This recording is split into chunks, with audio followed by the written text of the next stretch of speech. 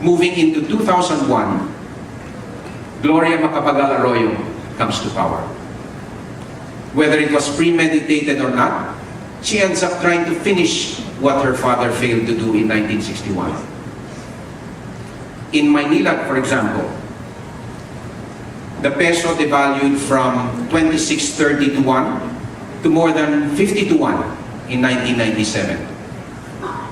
Maynila's dollar debt more than doubled from an equivalent of 20 billion pesos to more than 40 billion because of that. And rate increases needed to bring Maynila to financial viability were never granted.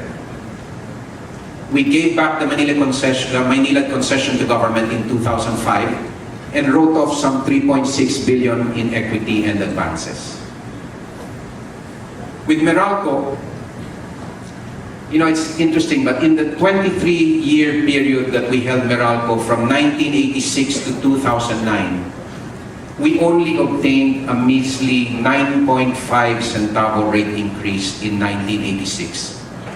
And if you remember, the subsequent 18 centavo provisional increase in 1994 was actually reversed by the Supreme Court in 2003, leading to that massive refund of more than 30 billion pesos to consumers. And since we held it in 1986 up to this year in 2013, we still hold a small chunk. More than half the dividends we got from it only came in the last 5 years since we sold it to MVP's group in 2009. That's even considering the fact that our ownership now is down to just 3.9% from a high of more than 33% in 2007. In both cases of Maynila and Meralco, the applied for rate increases were only granted after we had exited and sold both companies.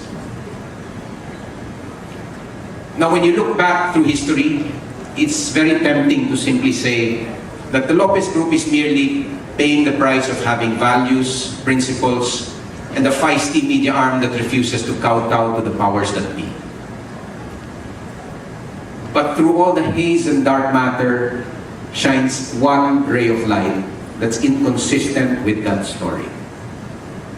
And that's the fact that during the same hostile regulatory period for Maynila and Meralco, one of our companies, a regulated one at that, the Manila North Tollways Corporation, raised $371 million, was constructed on time, and overnight realized an unbelievable 400% rate increase on the morning of its transfer from the Arroyo government to us on February 10, 2005.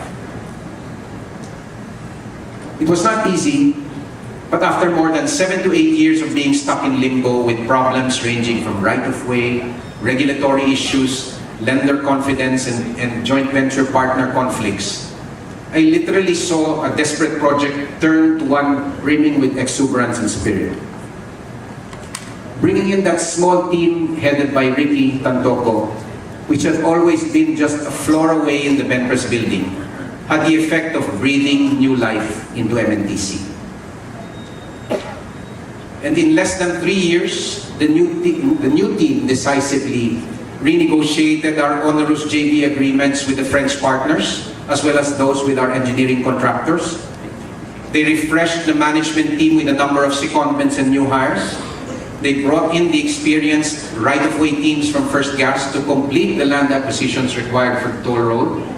They also infused lender confidence into the project through many of the relationships previously built in freshly concluded power project financing. And for over a year, I saw them make painstaking and fastidious preparations for the massive social, political, and PR battles that were to result from having to raise rates by 400% in a single day. I saw them prepare, and they prepared by conducting surveys and focus group discussions to understand the public psyche. They mounted advertisements and carved a strong media presence to make the public understand the need for better toll roads and the value of increased rates.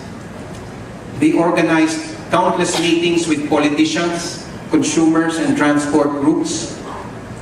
And they even got down to the pirating of charming and friendly personnel from Jollibee's drive-thrus to operate our toll booths on D-Day. Now, of course, despite the pride we felt for MNTC and what had been accomplished, the overstrained balance sheets of Benpres from its restructured debts due to our flagging telco and water investments, as well as the stretched fiscal position of FPH from having to bail out its parent company and defend Meralco, gave us no choice but to sell the profitable road project. The sale, however, brought us more than 12 billion pesos and made a world of difference for Benpres and FPH in tackling their respective debt problems. We wouldn't be standing here today if that hadn't happened. Now, through all of this, for me, one very conspicuous detail stands out. And that's that despite the hostile political winds, MNTC's success showed that when we resolutely apply all our 7 values, we can succeed and prevail over any odds without compromising our principles or even ABS-CBN's responsibility to the public. Let me tell you, fellow employees, it can be done. That was yet another of those shining moments where we brought synergy, capabilities, and superb execution to bear from other parts of the Lopez Group for a project that helped move our nation forward. In the process, we created considerable value that gave us the ability to reverse our crushing debt problems at the time. For me, this crystallized my own belief that the setbacks of the past are not necessarily the price we are forever destined to pay for standing firmly by our values. In fact, many of those setbacks sometimes were not the result of virtuous decisions, but also the result of some not so smart ones we may have made along the way. In other instances where value was not being destroyed by political forces or by our own strategic and organizational lapses, sometimes our capital is just optimally deployed where it's asleep. Or in other cases, we're expending too much valuable management time trying to nursemaid projects that have slim possibility of attaining relevance one day. All these while our competitors around us continue to grow. To paraphrase Shakespeare, the fault, dear Brutus, may not be in our stars, but in ourselves.